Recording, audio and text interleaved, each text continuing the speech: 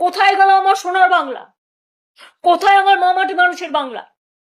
কোথায় রবীন্দ্রনাথ ঠাকুরের বাংলা? কোথায় নজরুলের বাংলা? কোথায় বিদ্যাসাগরের বাংলা? কোথায় রাজা রামমোহন রায়ের বাংলা? কোথায় নেতাজি সুভাষচন্দ্র বোসের বাংলা? কোথায় সম্প্রীতির বাংলা? কোথায় সংস্কৃতির বাংলা? ক্ষমতা এসে সব গৌরীকরণ, মাথা থেকে পা পর্যন্ত।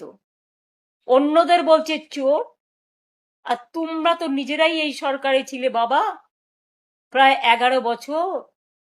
তার আগেও বাবা এমপি, তুমি এমপি, বাবা মন্ত্রী কেন্দ্রীয় সরকারে তৃণমূল কংগ্রেসের দৌলতে।